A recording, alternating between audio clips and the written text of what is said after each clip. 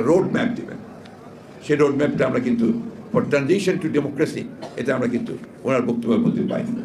রিফর্মসের কথা বলেছেন, সেই রিফর্মসগুলো কোন কোন বিষয়ে করতে রিফর্মস, তবে সেগুলো কিছু কিছু তিনি আভাস দিয়েছেন।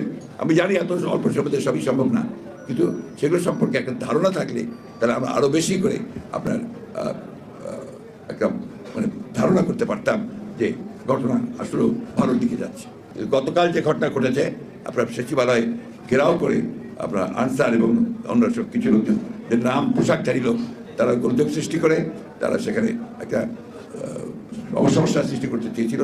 ছাত্ররা সেটাকে নস্যাৎ করে দিয়েছে, কিন্তু এটা কিন্তু অশনি সংকেত, এটা ভালো লক্ষণ নয়।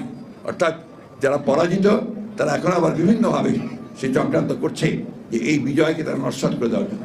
তাই জনগণের কাছে আহ্বান জানাবো যে আপনারা সবাই সতর্ক থাকবেন, এই বিষয়গুলোকে কখনই কোনো প্রশ্রয় দেওয়া যাবে না। কিন্তু এইভাবে ঘেরাও করে, সচিবালয়ে ঘেরাও করে, বাধ্য করে কোনো কিছু আদায় করার চেষ্টা এই মুহূর্তে করবেন না।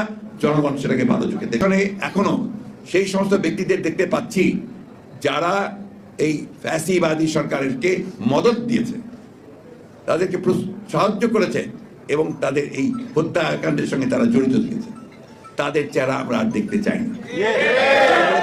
আবারও বলছি, দয়া করে অতি দ্রুত এদেরকে অপসারিত করে যারা দেশপ্রেমিক, যারা আপনার কাজ করতে চায়, যাদেরকে বঞ্চিত করা হয়েছে, তাদেরকে নিয়ে এসে সেই প্রশাসন চালানোর ব্যবস্থা করুন। অন্যথায় এটার জন্য কিন্তু জাতি আপনাদেরকে ক্ষমা করবে না।